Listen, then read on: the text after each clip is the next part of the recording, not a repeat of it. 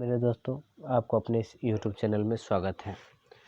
देखिए, कल second lecture था, आज थर्ड है। इसमें हम आपको बताएंगे वही शब्दकोश चलेगा 2 3 4 5 वीडियो तक। उसके बाद आपको सिलेबस की ओर आएंगे। ये भी एक विषय की तरह हुआ। देखिए, क्वार्क के बारे में आपको कल बता ही दिए थे, और अब अगला है क्वासर्स। क्वासर्स जो है वो तरावर्त रेडियो स्रोत है, जो 4 से 10 अरब प्रकाश वर्ष दूरी पर स्थित होता है। ये कितने 4 से 10 प्रकाश वर्ष दूरी पर स्थित रहता है। और क्वार्क जो है दूरबीन की सहायता से देखा जाता है और क्वार्क प्रकाश उत्सर्जित करता है। केंद्र से कृष्ण छिद्र क्वार्सर्स जो है वह कृष्ण छिद्र होने की संभावना होती है, यानी ब्लैक होल। आप लोग ज्योग्राफी में पढ़े होंगे ब्लैक होल क्या है।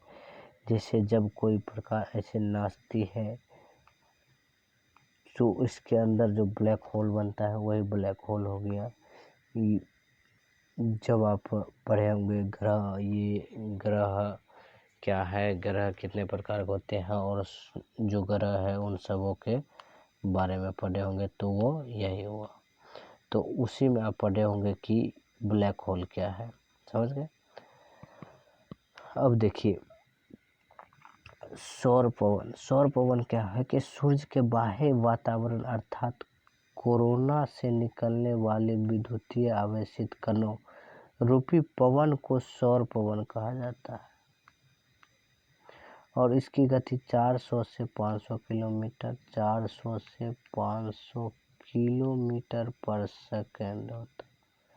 देखिए मेरे दोस्तों, कह रहा है ना कोरोना से, यानी सौर पवन जब चलती है ऊपर में, जब वो सूर्य के प्रकाश से जब आती है। अब इस समय क्या हुआ था कि कोरोना काल में ये कोरोना है, ऐसे हो जाता है, ऐसे होता है। पर आप देखिए इसका सही क्या है कि वो प्रकाश के, यानी सूर्य के प्रकाश के कारण ही कोरोना हुआ है।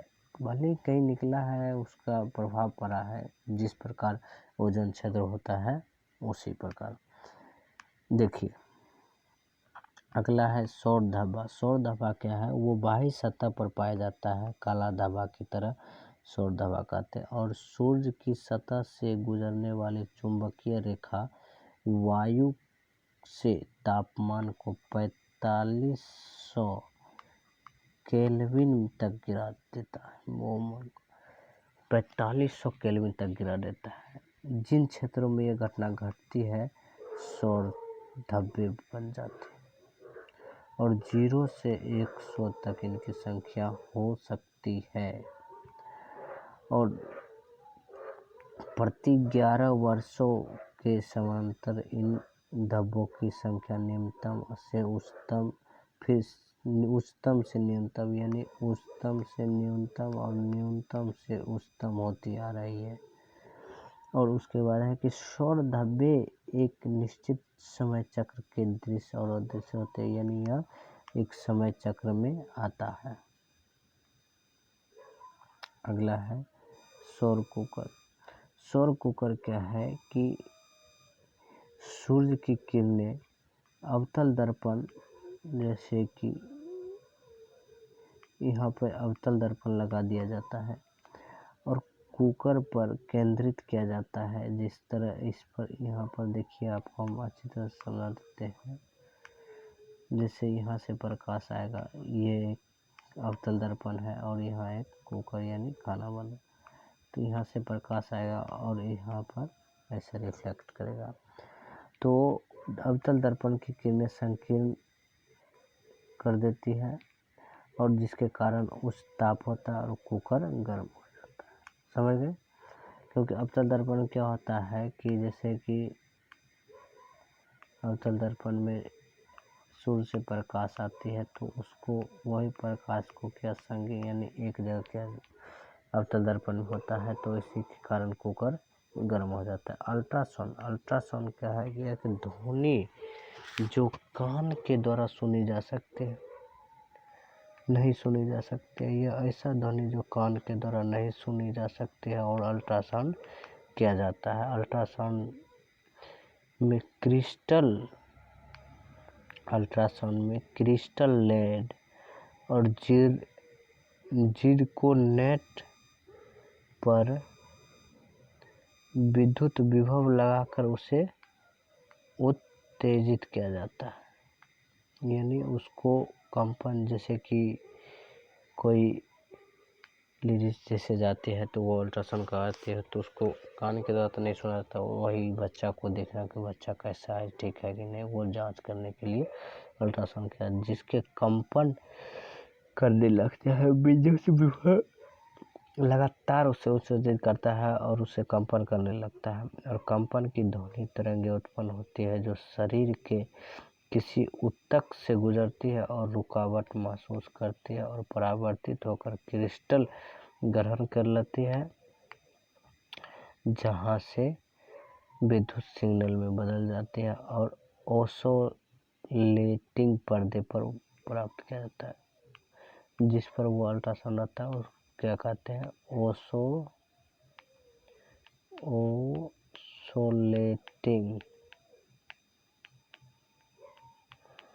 ओसोलेटिंग पर्दा, समझ में।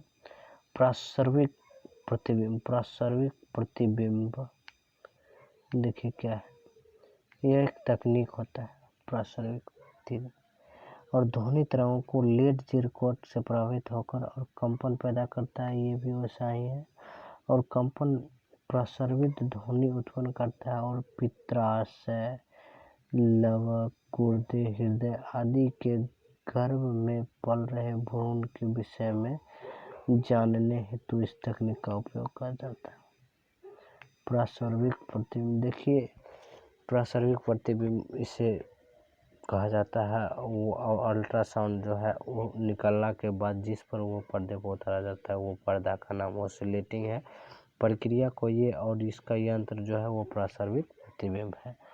आप देखिए, आपको अगर याद रखने के लिए समझ सकते हैं कि ये आप देख लीजिएगा, एक बार आप खुद से भी पढ़ के देख लीजिएगा। लौह चुंबकीय पदार्थ जो है कि वह चुंबक से आकर्षित होता है और चुंबकित किया जाता है और लौह चुंबकीय पदार्थ कहलाता है। बस हो गया, जैसे निकेल, इस्पात, लोहा, मिश्र धातु, कोबाल्ट एक्सेट्रा।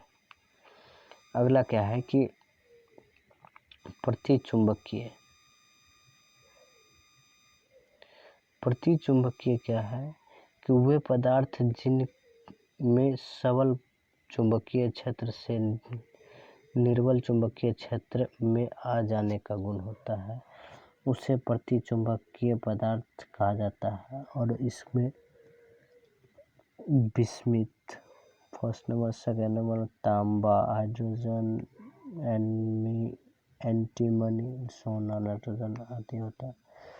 अनुचुंबकीय पदार्थ क्या है कि निर्बल चुंबकीय क्षेत्र से सबल चुंबकीय क्षेत्र में आ जाने का गुण होता है, उसे अनुचुंबकीय पदार्थ कहा जाता है। उदाहरण के लिए प्लेटिनम, मैग्नीज और ऑक्सीजन, क्रोमियम आदि होता है।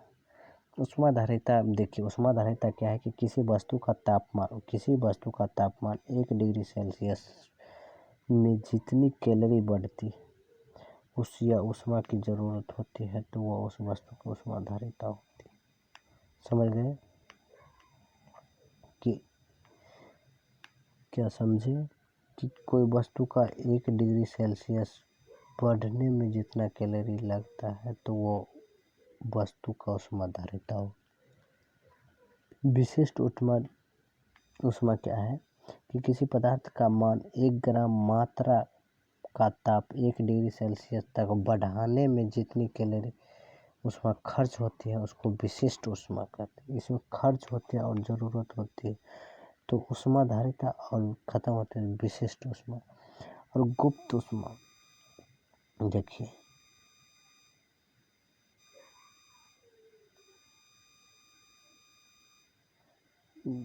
गुप्त ऊष्मा क्या है, देखिए गुप्त ऊष्मा जो है वो किसी द्रव के ठोस या गैस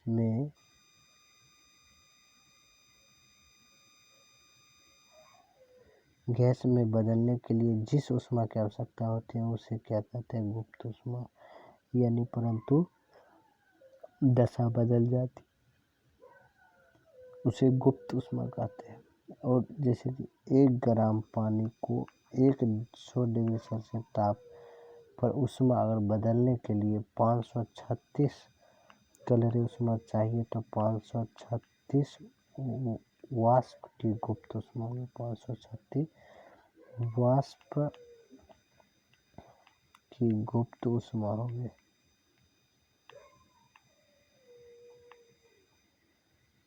ओके, थैंक यू। जय हिंद मेरे बच्चों।